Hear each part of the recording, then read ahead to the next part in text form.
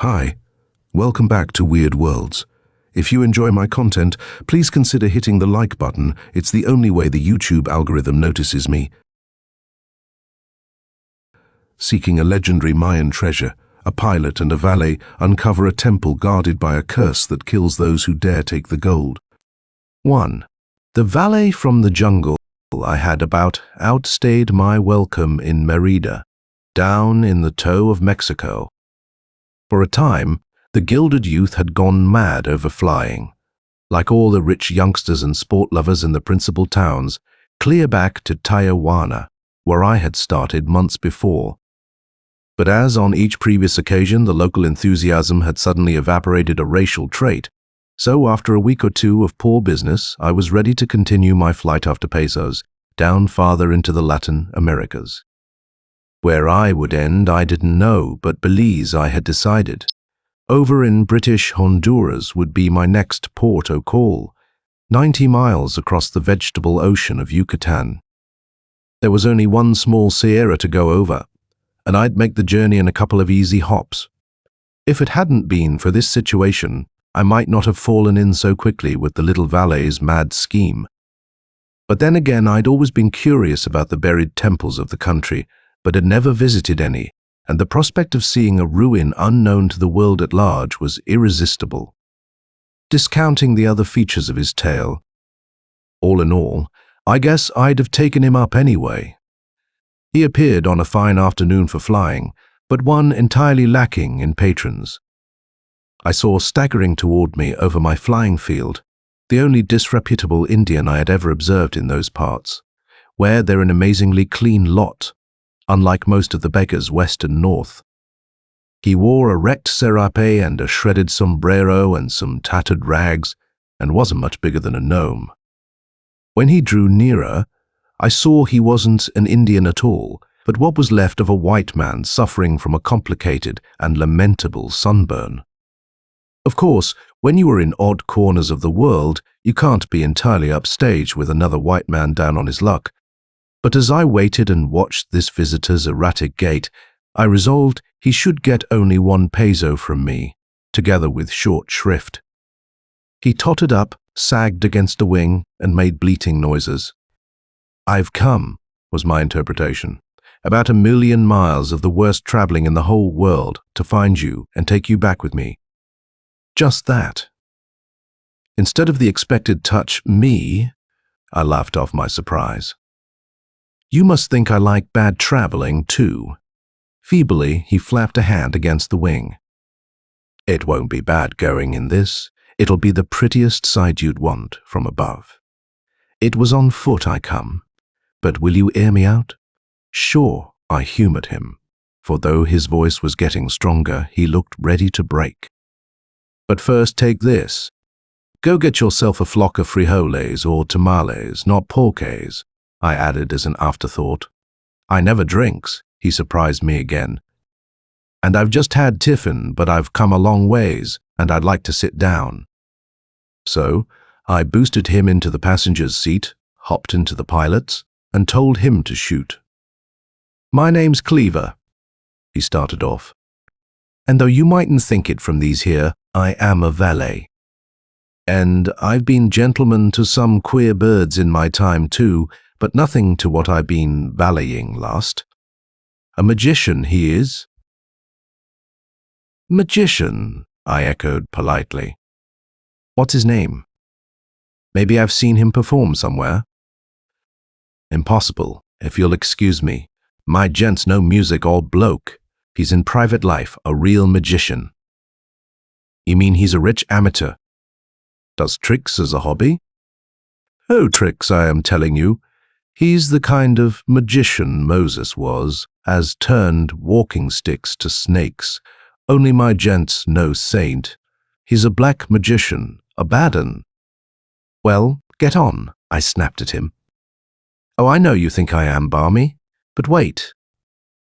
And on he went to tell me how, for some vague reason, out of valeting, he had drifted about as a ship's steward, finally taking a berth on a fruit boat from which his last master had rescued him, restoring him to the practice of his profession. The new employer's name was odd enough, Sarazon, and Cleaver couldn't place him racially. He was some sort of foreigner but spoke perfect English. The little Cockney had quit the boat with his new gentleman at Belize, from which city they immediately made their way north and west to take up residence at an inland plantation located on the river Hondo. Here, the mysterious Sarazon, outfitted for a protracted stay in the interior, and hired a half-dozen Indians as guides and boatmen. Cleaver was hazy as to their wanderings after leaving the pleasant hacienda, of which he spoke with great regret, but I gathered that after much river travel northward, they had followed small streams to the west, till they had won to a region where the Indians began showing great unwillingness to proceed.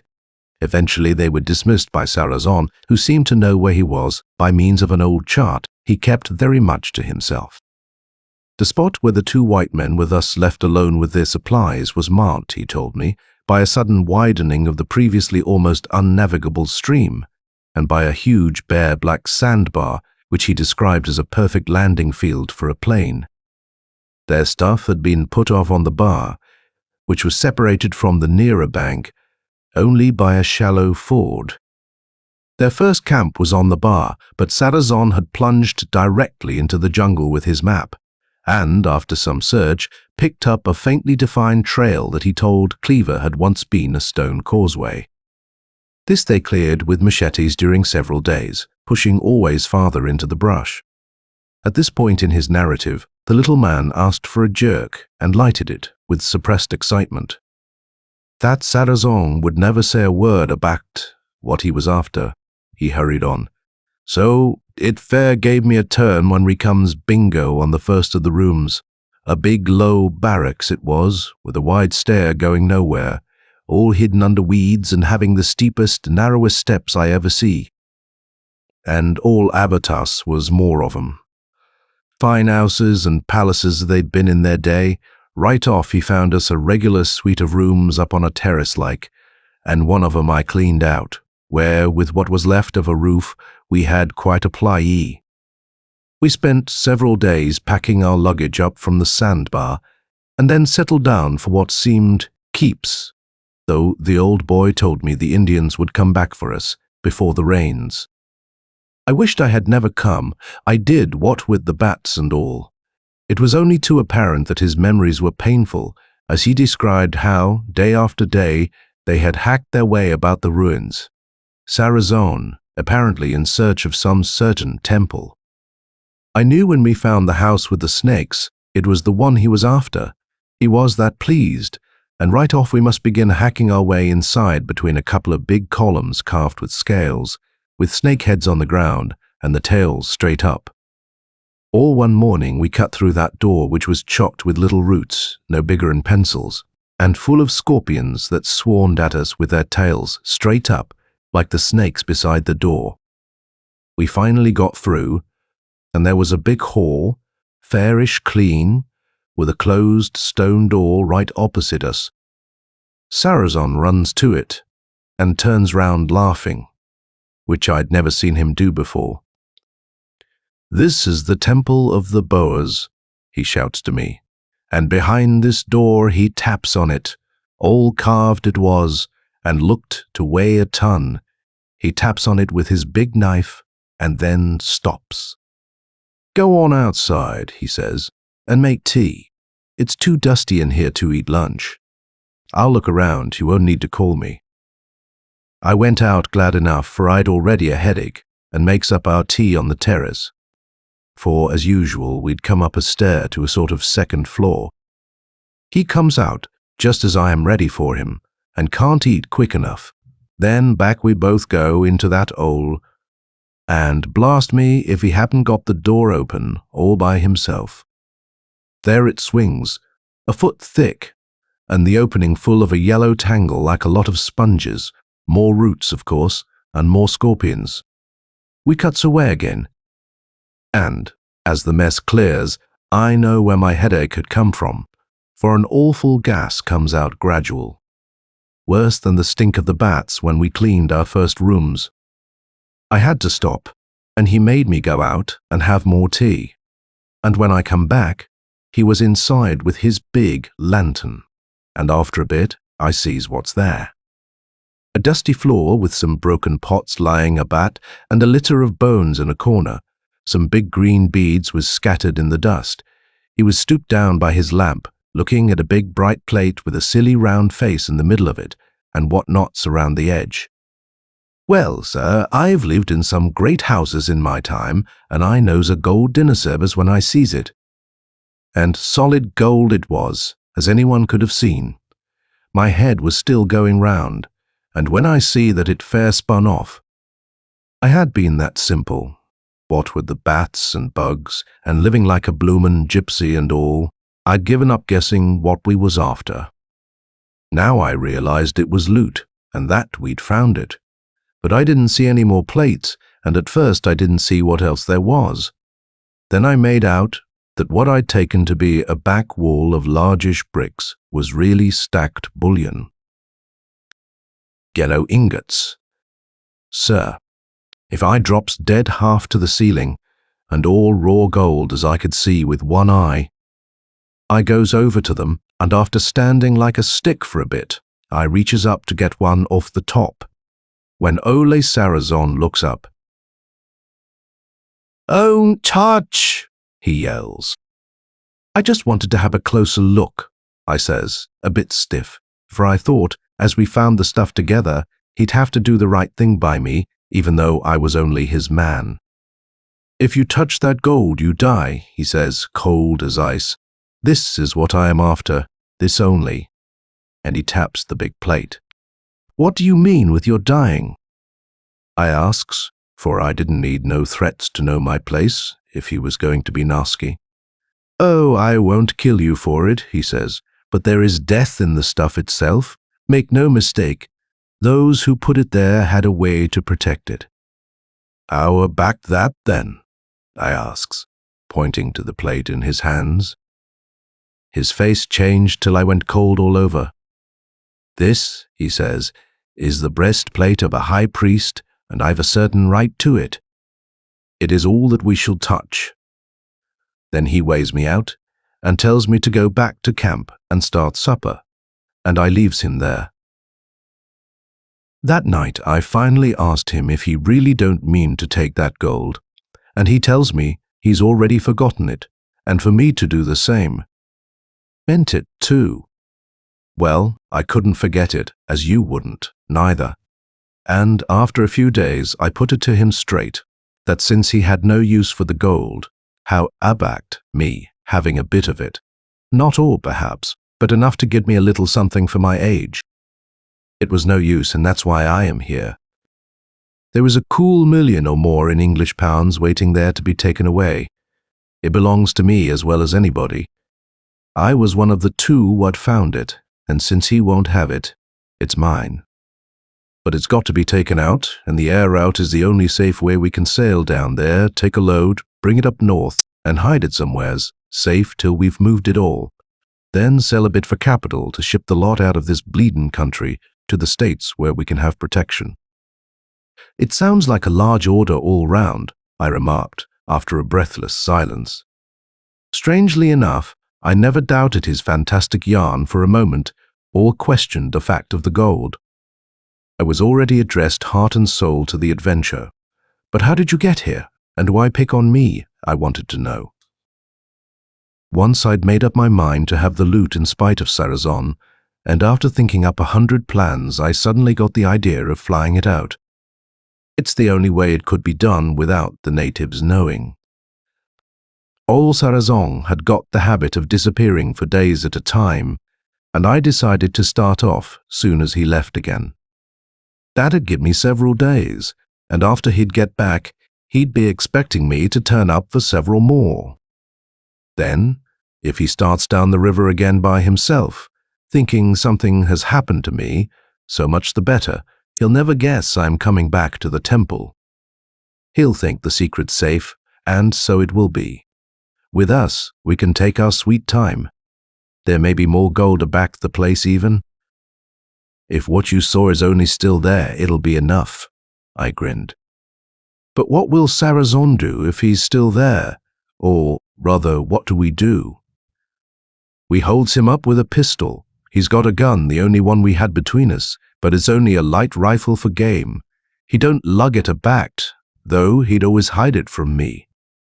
But you gets the drop on him. Oh, I do. Do I? We gets the drop on him if he tries to stop us and goes on with our plans. But I tell you, he don't give a rap for the gold. If he sees we're set to take it, he won't say a word. How long since you left the camp? He groaned. Oh, an eternity, maybe 10 days. I lost count. Thought I was done for a score of times. I had to go north, since to show myself on the East Coast without him would have looked queer. I figured there must be a government flyer somewhere north that I could get the confidence of and take a chance. I had nothing to lose, and we'd both have all to gain. I never hoped to have the luck of finding a white man with a machine. I just kept going somewhere till I struck the railroad at a place called Sukakab. Soon as I hit Merida, I heard of you and legged it out. Now, what do you say? That was his wild story, his crazy plan. But somehow it all seemed plausible, and he was so eager that he trembled. I put him out of his misery at once. I am with you, Cleaver, I assured him. Your temple can't be more than 50 miles south. If that, judging by your hitting the Yucatan line at Tucacab, it must be somewhere along the border of Campeche and Quintana Roo. We'll get a map, figure it out, and hop off pronto, tomorrow at dawn. We'll hardly pick up your sandbar the first shot, but we ought to find it eventually. Come along to my hotel. I vaulted to the ground, but he remained seated. His trembling had ceased slowly. A smile cracked through the appalling sunburn of his face. £1,000,000, he cackled happily.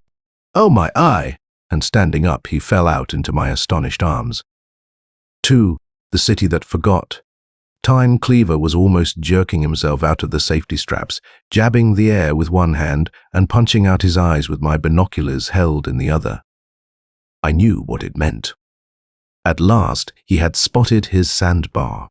A sandbar in an unmapped river in the unknown interior of Yucatan. Like finding a needle in a haystack, but we had flown to it, that last day, as if drawn by a magnet. I was almost as excited as the little Cockney blighter himself. I shoved the stick smartly, and though we had then about 5,000 feet, in order to command the vast territory we had been combing, we lost a lot of it in the next few seconds. Then, moderating my transports, I leveled out a trifle and we swooped down on the strangest landing I ever made. Well, I made it nicely, and nothing to complain of in the field either. Hard and firm and smooth as glass, and the right dimensions with enough to spare. When we stopped rolling, neither of us moved for a while. It was all strange to me, and a little queer, what with the story that had brought me there, and the odd feeling I now had of having sailed that old boat of mine not only into the most mysterious jungle on earth, but into a dim past time as well. Our course had lain over a terrain just saved from being flat, a veritable sea of softly rolling billows of foliage in greens and blues. Now, dropped into it, it was a different matter. The near bank was overhung with large trees covered with orchids. That, I reflected, would make a fortune in New York. Then I laughed. Piker, thinking of peddling orchids. Acrid odors welled round us in a soft, hot haze, and the chill of the upper air was so quickly dissipated that suddenly we both started, shedding our straps and heavy togs. Parrots screamed and flung their bright wings obliquely across the bar, and against the brilliant green of leaves I saw the dead black nest of an oriole made of Spanish moss and the gold coat of its owner. Gold! A good omen, I leapt out. Can we make it today, Cleaver? He hopped down like a sparrow. Why not? We should be there by sundown, and we'll take everything along. In 5 minutes, I was snapping my tarpaulins over the cockpits, and with one full and one flat pack apiece, and the one automatic strapped on my thigh, we dived into the brush. We followed first a smooth, worn but faint jaguar trail through vegetation, not high, but most confoundedly prolific. Little Cleaver knew his way well, for he brought us without a pause to the more obvious clue of the ruined causeway, where a narrow path had been sliced through the overgrowth, following the hummocky grass-grown traces of hewn stone. Just as the emerald dusk was blotting out the last faint blue haze of the afternoon, we came to the first of the ruins. We ascended to the terrace, dropped our packs, and Cleaver sent out a raucous halloo, which fell dead against the walls of darkening green, and remained unanswered, leaving a throbbing silence. From a big tree near which I stood that thrust itself half through a crumbling cyclopean wall, the cloying scent of 100 parasite flowers floated about me, and the petals of some unknown blossom, shattered by a frightened thing above, sifted slowly down through the gloom. Little dark red lizards still darted over the loose-held bark, from which I fancied they took their coloring, for I noted that on a second nearby tree, silver-grey in tone, frisked others, ashen-hued like their background. I could see nothing of the buildings I knew lay all about us, but I felt the oppression of the doom that had come upon them, and upon their dwellers. This had been a fabulous city, a city of temples and palaces and necropolises, a fantastic city of treasure, a tithe of which we were there to claim. Then I attempted to visualize the figure of the enigmatic Sarazon, who had no desire for the riches he had yet known how to find, and I wondered what it was he sought in that inaccessible place, and whether he still prowled about those rotting piles, and what was to happen if we met. Vague as my evocation of him was, for Cleaver could say only that he was old and tall. It was still sinister, and I was not eager for that meeting. There was something terrifyingly inhuman about a man who had no use for a room full of gold. I found myself shivering, but it was from the chill of the incontinent tropic night which was smothering us in black velvet. Looking up with a start, I saw points of silver winking in the filigree of leaves overhead, and, turning at Cleaver's hail, I stumbled toward the ruddy glow of the fire he had built far down the terrace against the ruined wall. He was frying bacon in the doorway of the great chamber in which his master had established their camp. And, as I entered, he looked up with a crestfallen air. "He's still here, I take it," he observed morosely. "His things is all aback. He must have been hard put to it to get along without me." This last, he added, with glum professional satisfaction. "Where do you suppose he is?" "How can I tell? He was always coming and going, quite like a spook." He peered uneasily into the outer night. "He might show up any minute. We'll just have to be on our guard." He turned the bacon expertly, and I sat down against the wide lintel, rich in the flickering light with ornate carvings in deep relief. In the dim interior, I could discern upon the walls the faded remnants of painted decorations. The outer hall had been well cleaned, but after coffee, when I made a sketchy inspection of the inner suite in company with my pipe, I was glad I had lit my rank tobacco first. The air was foul with the droppings of bats, and the shaft of my flashlight glinted in myriad evil eyes and rows of teeth. The brutes milled about in swarms, and one of them flapped into my face with a furious chittering and a puff of rotten breath. Hastily I returned to Cleaver, who was suspending 2 hammocks in the outermost chamber. Immediately we turned in, and an occasional cockney snore told me my companion had gone at once to sleep. But though I was dead tired, I remained awake some little time. The cooking fire smouldered dully just outside the doorway, but gave no light. A moon had risen, and its shafts pierced the fronds that mantled our terrace. Soft and fragrant little gusts wandered in now and then, happily bringing no mosquitoes, but the traffic of the bats was incessant, and rarely there was a flapping of larger pinions that made me think uncomfortably of vampires. The melancholy pipes of night jars sounded at intervals, and once I heard the far scream of a jaguar. I felt for my automatic and fell asleep. "Your coffee's ready, sir." It was morning, and the sun was pouring into the door. We made a hasty breakfast, both of us eager to be about our business outside. The mists were rising, and already all was green and shimmering with heat. Cleaver fairly scurried ahead of me down the steep, narrow stair. Into the jungle, slashed branches and trodden grass showed the paths Sarazon and he had made about the hidden city. And we skirted ruin after ruin, till at length we stood before the serpent doorway he had described to me in Merida. "Here we are," the little man quavered, obviously very nervous, but entering the somewhat awesome portal without more ado. The long, low, narrow apartment was surprisingly light, the sun flooding into the great door and striking upward from the floor of huge cut stones. A sculptured frieze of serpents undulated about the walls. At one side stood a stone table made of a 6-inch slab, resting on dwarfish yard-high figures with upturned supporting palms. I jumped a little, for on this table was a sculpture, large as life, of a male human form in a contorted attitude. It reclined on its back, and elbows the knees bent, the heels at the buttocks. It stared at me with a great, stupid, flat face, and despite the growing heat of the morning and the sweat I was in from our hasty journey, a chill bit into me. The dull malignancy of the thing was disquieting. I made some exclamation, for Cleaver, who had gone directly to the great closed door opposite the entrance, turned quickly and followed my gaze. Then he dropped the crowbars. He carried with a clang and darted to the side of the figure. He bent over it a moment, and then showed me a troubled face. "Come here," he whispered. "This is a puzzler. I don't like it neither. Look at that." He pointed to the image's middle, where the navel was hollowed into a saucer-like depression.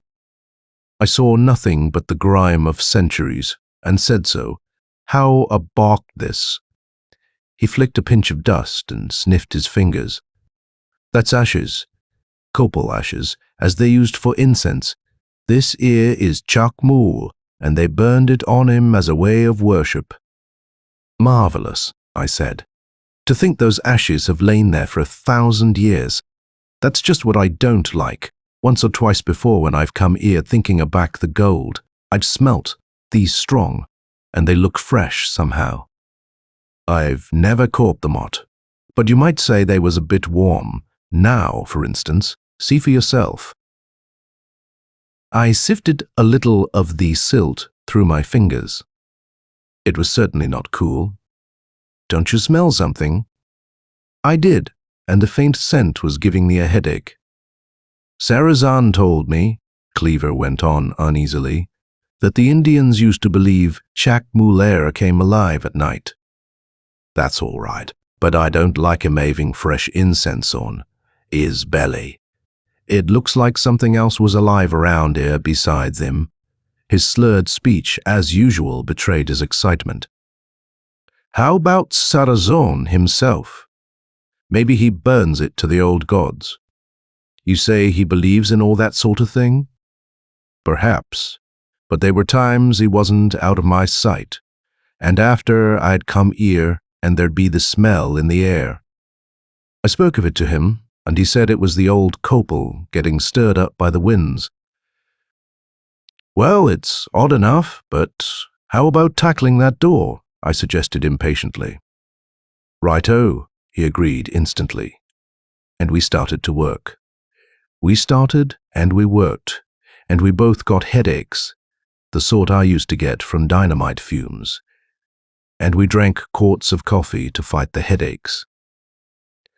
And then we fought that door again, but that was all, except that we broke most of our tools. I wished I had brought dynamite and reproached Cleaver for giving me a wrong impression. "You say that Sarazon opened this damn safe while you were making tea outside." So he did, and never turned an hair. And I am thinking that only he can open it now. Rats, I snorted, for my temper was frayed. What's he got that we haven't, except maybe brains? He's got magic, the Cockney solemnly averred. Then we went outside and collapsed on the terrace and drank more coffee and cursed. But I had ideas due to that mention of magic, and we wasted the afternoon testing those ideas. We went over the walls and floor inch by inch, looking for some clue to the mechanics of that door. I jumped and bounced on every separate slab of the floor, and hammered every illogical boss of the sculpted reliefs, hoping to start the lever that I'm still sure existed somewhere. Sarrazin had opened the door, and quickly. There must be a way, we never found it.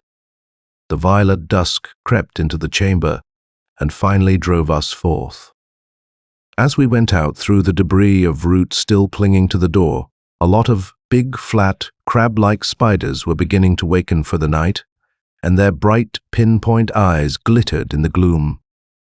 I felt that Chac-Mool was sneering behind me, but I didn't look back. I felt hellishly frustrated and tired, and a tic had established himself in my left calf. I didn't enjoy our evening meal, and we simply couldn't go any more coffee. So to our hammocks with splitting heads. This gold might take some getting, was my last thought. The next morning, I went alone, the river trail being well defined, to see if the airplane was safe. It was. Smug in its tarps, but looking weirdly incongruous on that sandbar. Cleaver was making a round of the various ruins to seek traces of Sarrazin. We had agreed he was probably necessary to open that door. If he failed to appear, or couldn't be made to oblige us, we'd have to fly out and come back with dynamite. I didn't want to risk any flights, not actually resultful, of golden cargo. So we pecked away at the treasury, now and then in desultory fashion, and waited for Sarrazin.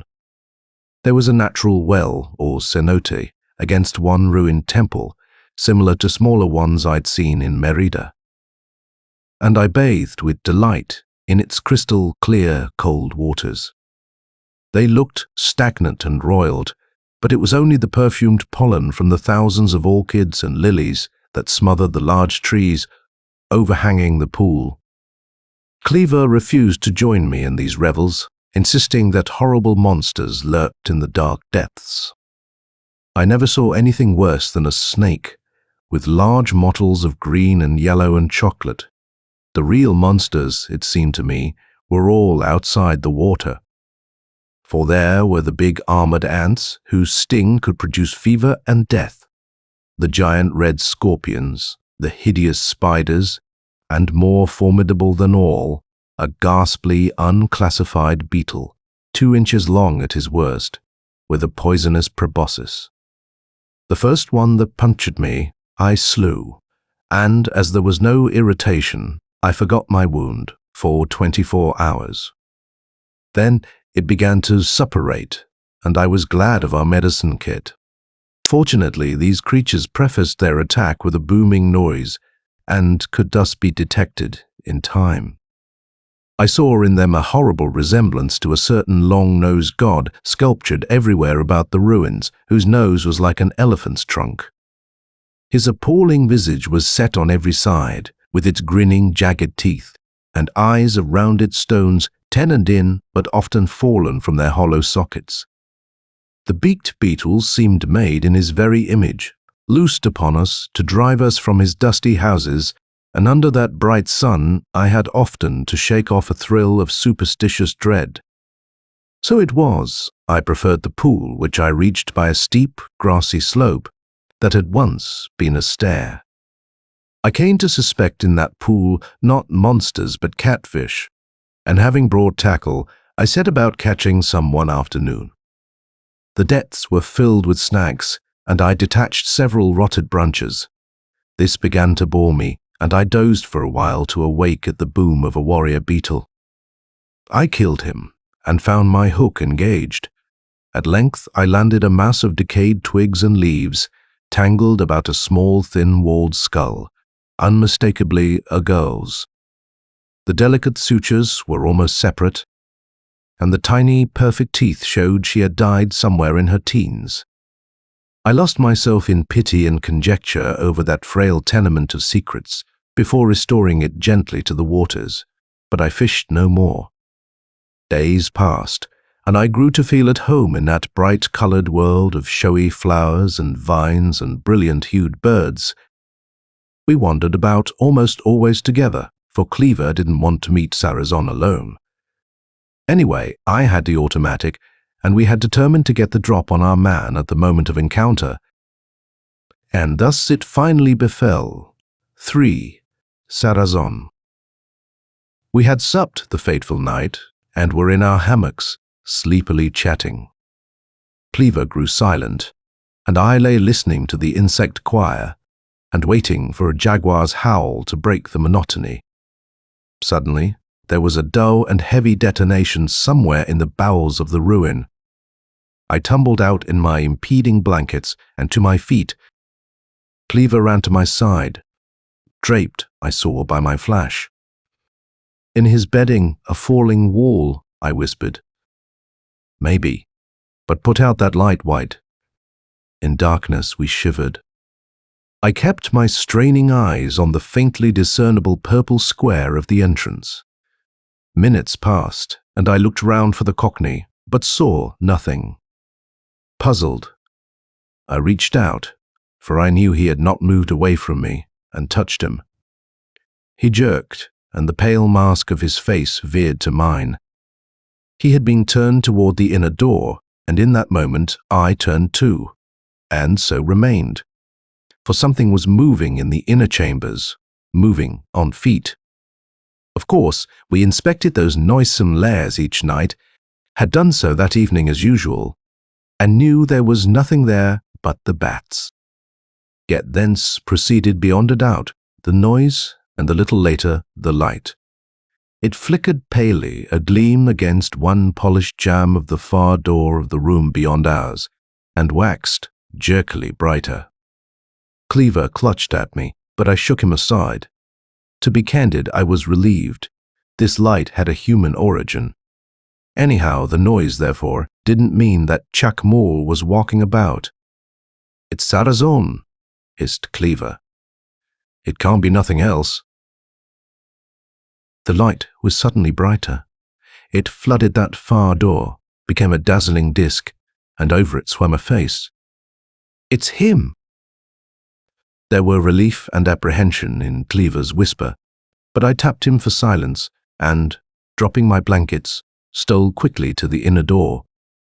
This was Sarazon's surprising homecoming, but it must be he who was most to be surprised. Hidden behind the door jamb, my automatic waiting, I tried to see what manner of man was approaching. He was inordinately tall, it seemed, and cadaverous. The little light reflected on his face was from below, and threw gaunt shadows on jowl and cheeks, and into the eye sockets. Indeed, if his light hadn't obviously been an electric lantern, I'd have thought him a walking spectre. As slowly, deliberately, he shuffled nearer, bats wheeling about his head, I drew back and waited, breathless. The light began to brighten our chamber. Cleaver scuttled out of sight. A minute later, Sarazon entered and stopped, towering above me. "Hands up, Sarazon," I called out at once.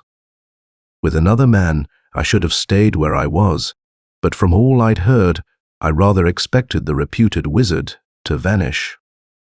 So I sprang to him and poked my weapon into his side. My free hand I fixed firmly into a rough tweed coat. Over my shoulder I barked, "Come and take this light!" From his great height, the man looked down at my 5'10", his spare frame tensely braced against my grip. But when Cleaver ran forward, he relaxed. "So you've come back," he said casually, as he handed the lantern to the little Cockney, who stood embarrassed before him. "Well, Cleaver, it would have been better for you had you died in the jungle.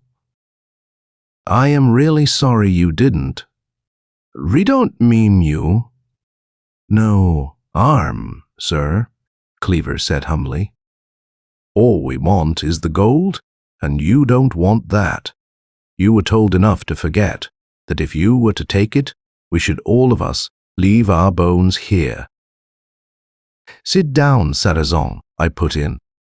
We may as well be pleasant about this little affair. How pleasant depends on you. I've yet to see the gold, and there it seems you must help me. But naturally, you must be obliging. I stepped back and waved the grey barrel suggestively. Cleaver had placed the lamp in a corner, and now he deferentially fetched a folding stool, part of their original equipment. Sarrazin seated himself and gave his entire attention to me. I returned the stare. Cadaverous to a degree, he was yet a figure of patent power. In the movements of his emaciated body was a curious youthfulness, though his shock of white hair and wasted features gave an effect of immense age. The cold, faded eyes, set very far apart, gleamed over me in a frozen contempt. Here was plainly no charlatan, but a mystic, perhaps a fanatic. He spoke judicially. I should have given more thought to Cleaver's disappearance, but I was occupied with other matters. Had I considered it sufficiently, you wouldn't have me at this disadvantage. But I never expected to be confronted with firearms, or to be disturbed at all for the moment. Your modern methods must prevail, but Cleaver might better have died in the jungle. I am sorry he didn't. "Oh yeah, are ya?" sneered the Cockney, beginning to take heart as he saw Sarrazin accepting the situation. "Yes, idiot," snapped his former master, "for it is now quite plain just what form your death will take, and the jungle would have been better." He spoke with so much conviction that I myself was chilled. Glancing at the valet, I saw he was horribly shaken. "Putting a curse on me, eh?" he snarled. "Well, watch out, my pal. Air won't see me done in." This last was, I felt, with a sense of pity, an abject appeal to me. "Cleaver must come to no harm," I told the cold grey eyes. "As he says, we mean you none, and if you'll open that door for us, we'll leave you in peace. But open the door you shall, you must understand, we're utterly determined on that." "Oh, I'll open it." "I realize you can't be persuaded. I shan't waste a word, but it's a stupid business, and will probably be fatal to all of us. Cleaver is already as good as dead." This was gruesome talk, and affected me almost as badly as its victim. "Make coffee," I directed. "We'll be awake all night by turns. I'll take first watch and then nap till morning." Naturally, our host, who is now our guest, is entitled to one hammock, and there are only two. So it was arranged. Sarrazin silently accepted his own blankets and disposed himself in one of the canvas slings without comment or delay. I believe he was instantly asleep where he had been, on what errand, and what the manner of his return were questions never to be put. I drank the coffee, made Cleaver stow himself away, and, with a fire to combat the chill and afford light, mounted guard. After some hours, I roused Cleaver from his troubled dreams and took my turn at sleep. Morning and coffee odors awoke me. The perfumed mists were slowly rising under the sun. Sarrazin went on sleeping as we discussed him, but our plans were simple and all for immediate action, so the three of us breakfasted together and set out at once for the Temple of the Boas. He was impassively taciturn when we started. He doffed his tweed coat, and it was evident that he wore under his flannel shirt a large disc, no doubt the gold priest's breastplate, of which Cleaver had spoken. A very queer business all round, I reflected, as we made our way in single file through the still, damp foliage. I brought up the rear and kept a most wary eye on Sarrazin, but we arrived at the portal of the giant serpent without incident. Silently, we passed within. I stopped at the door, but Cleaver danced over to the treasury in mad excitement. "Open it, sir, open it," he begged and commanded. "You will both have to leave me alone," Sarrazin replied quietly. "A matter of minutes only." I moved as if to go out, but Cleaver was shrilly indignant. No, you don't. We don't leave you out of our sight. Go ahead and open a... Make him do it. To me. Sarrazin glared at the little man, but I slapped the weapon on my thigh. We must insist. I smiled. The gaunt man glared at us, then slowly strolled down the room. I'll admit I was never so curious in my life. I watched his every move, so did Cleaver.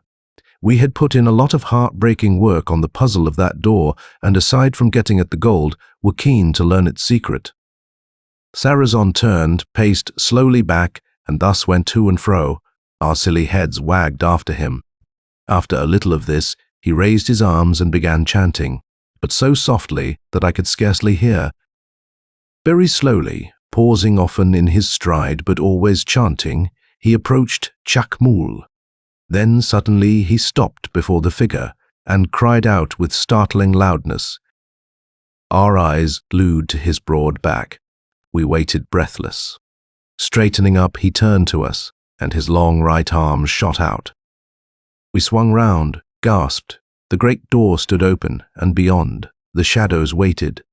From a litter of hacked roots adhering to the frame, a few distracted scorpions scuttled tails in air. "How did you do it?" shrilled Cleaver. "You've got to tell." "The door is open. I'll tell you nothing," Sarrazin cut in.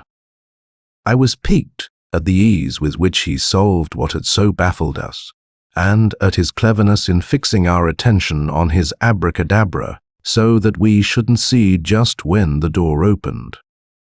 But what did it matter? The door gaped, and striding over, I sent my flash boring into the semi-gloom. The headachy fumes we had previously suffered were overpoweringly pungent. "There they are!" screamed Cleaver at my elbow and darted inside. I saw the gold was actually there, a solid wall of it. How deep there was no telling. In the beam of my flash, Cleaver clawed at the upper tier, but I gave him only half an eye and waited. Sarrazin. I watched like a hawk, my hand at my holster. I wasn't going to have that door close as quickly as it had opened and trap one or both of us. But the tall mystic leant against Chac-Mool's couch and made no move, so a couple of minutes passed, and then Cleaver, very red-faced, came staggering out with 2 huge ingots, which he thudded down at my feet. A glance showed me that, save for the dusty faces which had been exposed, they were bright, as though fresh from the mint. And a glance was all they got. For the next moment, Cleaver sagged heavily against me and crumpled to the floor. I didn't even question if he were dead. It was already awfully evident. If you've ever seen a photographic print blackened from too much exposure, you'll know what I mean. "What?" I began, silly from the shock. But Sarrazin came forward. "You see," he said unemotionally, "he had better have died in the jungle. And now you'll leave the rest alone. We'll replace these and go." Dazed, I watched him bend down and pick up the heavy bars. I was sick, but I was sicker with hate of this man who would let another go straight to his death. "Why did you let him kill himself?" I demanded. "I was under no obligation to him," he said harshly now. "I am under none to you. You specified I had only to open the door, and nothing but Cleaver's death could convince you the gold were best left alone." My headache was maddening me. I remembered the gold plate Sarrazin had taken from the trove, and which he still apparently wore. "You took what you wanted," I rasped, pointing to his midriff, where the disc was plainly outlined. "Now I am taking mine, but since you know so much, you'll show me the trick of handling these, or you'll go to join Cleaver." I lugged out my automatic. He saw I could not be opposed.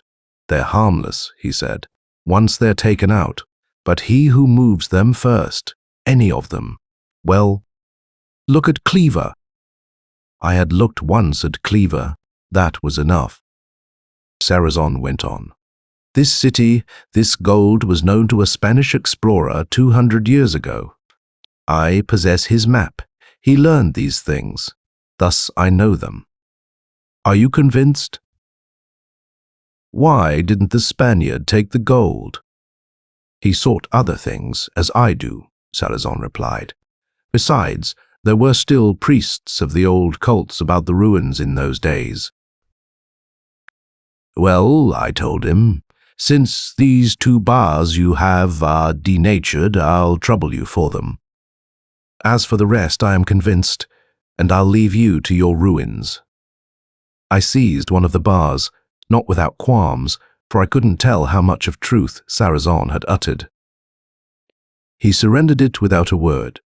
It was amazingly heavy, and I was wondering how I was to manage 2 of them and my gun when Sarazón stepped back from me with a cry, his gaze going past me.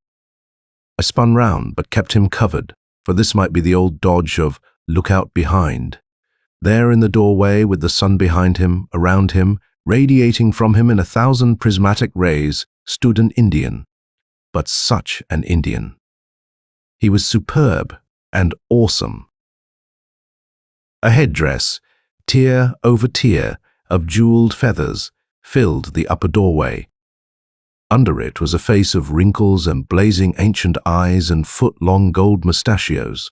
There were gold plaques over his ears, and he wore a great gold bracelet, on which I saw a round and grinning face. His withered arms were weighted with wide gold bracelets, and he held a great golden baton with an owl's head. He moved, and there was a soft tinkle of gold about his ankles. He raised his arm, and there was a dull rattle and clink. He gestured slowly, and there was no mistaking his meaning. Sarazón deliberately turned, and swinging his bar of gold twice, loosed it to fall with a crash inside the door of the vault. Then he spread out his hands, empty, and bowed his head. I clutched my gold and my gun, and waited for the vision to turn to me. But of me it took no notice. It pointed to Sarazón's breast, and made again that gesture of throwing away. Again Sarazón spread out his empty hands. Then somehow the gleaming figure was upon him, and tapped him upon the chest with the baton, and there was a dulled clang like a cracked gong. Then Sarazón, the imperturbable, went mad. "No!" he cried with a terrible voice, and sprang past the figure to the door. My impression as I followed him was that the Indian had got between him and me. I know I fired at it as I leapt, but whether my bullet went through it, as I myself seemed to go through it, I don't know. Those gorgeous feathers filled the door, but I was through them, and safely outside with my bar of gold. Ahead of me, Sarazón was running obliquely down the steep steps of the terrace. I dropped after him, and we crashed almost together into the home trail. "Keep going," I panted at his back, "but stop at the camp. I'll fly you out," he pounded on. We made the far ruin after a brisk trot. That Sarazón had seen fit to run shook my nerve. All I had seen was one mummied old Indian, and he might well be dead by now. True. I had looked back hastily at the edge of the terrace, and whether he really stood between the giant serpents, or it was the glitter of the sun on the carvings, I wasn't sure. But I suppose where there was one Indian there must be more, and there were only 2 of us now. I had to hold Sarazón at our camp terrace, or he would have kept going. "Have to get our flying togs," I gasped, and took the lead. He followed me up the steep, narrow rises without a word. I dashed ahead, grabbed the outfits, and flung a set to him. We helped each other into the coats and scrambled down the stairs again. We had crammed on the helmets, but I couldn't adjust mine. Hampered as I was with gold and gun fatigue, and the irregular path of the causeway perforce slowed us down. But with the plane only 1 lap away, I began to feel safer. "These make fine armor," I wheezed, "against the Indians' arrows." Sarazón answered me seriously. "There are no Indians, no arrows, only the priest of our Puk. I stopped short, and clutching Sarazon, halted him. "If there is only the priest, why are we running?" "I think I got him anyway." I shifted the ingot to my other shoulder, for it was getting intolerably weighty. "We cannot stay, and we had best hurry," he answered, with such convincingness that I waved him on. I meant to have it all out with him later. He'd have to tell me what it was all about. "Your bullet," added Sarazon over his shoulder, "was wasted." I gave it up, and we scrambled on till at last we were on the Jaguar trail, and then, in a final spurt, at the sandbar. We splashed through the ford, and I drew in a great lungful of relief as I saw the plane was undisturbed. I ripped off the tarps and carefully lowered the ingot into the cockpit. Sarazon I had to heave into the passenger's seat, for he was far spent. Then, making my adjustments, I dashed to the bow and spun the prop with a miss or so. She began singing as I ducked under the wing and jumped up to my seat. Gaily, we taxied down the hard-packed bar. I pulled back on the stick and lifted the plane off the ground, and up we went, not in a clean climbing turn, but in a series of zooms, with a sharp bank now and then. I had to hop the trees of the far bank the first time round. Then I gave her the full gun and made ragged circles around the bar with only a few 100 feet of altitude instead of a decent 1,000 or so. She hadn't her usual pep, that was plain, and I grabbed the oil can and made a few adjustments, analyzing the distinct components of her deep roar. My eyes on Sarazon ahead of me, I screamed at him to fix his safety belt, but he was hugging the gunwale and peering over so fixedly that I snatched a glance too.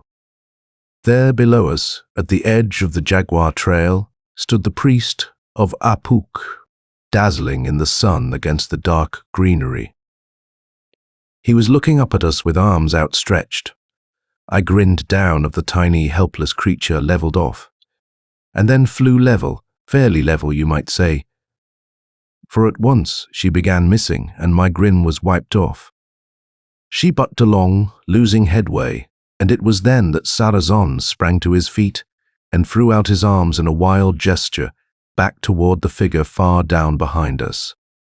I swear it was a full minute before the motor ceased its thunder that he toppled out, and I'll swear that, before he fell, he was dead, for a ghastly blue tint seemed suddenly to suffuse his face, and then he slumped.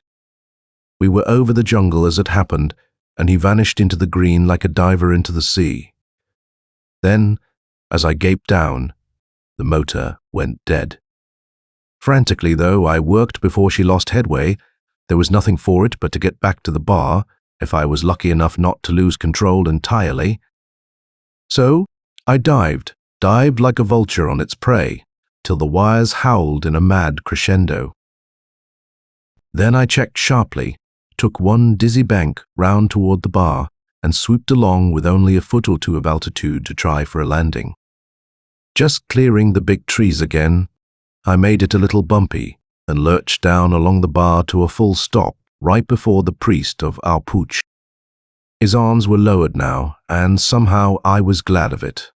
I had the oddest fear that he would point that owl-headed baton at me. Idiotically, I felt it had something to do with the blue blight that had stricken Sarazon, but as the high priest stepped softly into the riffles of the ford and approached the plane, I remembered my automatic and grasped it stealthily. Then I remembered too that I had already shot this creature, and that it hadn't seemed to take. I waited. He came up to the plane and stood below me, and simply held out his hands together, palms up. It was the attitude of the squat figures that held up Chac-Mool's table, a posture to sustain a heavy weight. I looked for a long moment at his gold mustachios, and then I bent down, got the gold bar at my feet, heaved it over the side, and gently lowered it into his hands. Then suddenly I felt beaten and lost and lonely, and I thought of Cleaver and Sarazon, who had bought that gold for me with their lives, but whose lives that gold could not buy back. My head fell for a second. When I looked up, the priest of Arpuk had gone back into the jungle. Then, incredibly, came the deep-throated, normal roar of my motor, and the old crate was sizzling down the bar. Faster and faster she sped, till I had a bare second to lift her off the sands. She leaped into the air like a kid's kite in a sudden squall, and I thundered, away, away toward Belize, for that might as well be my next port o' call.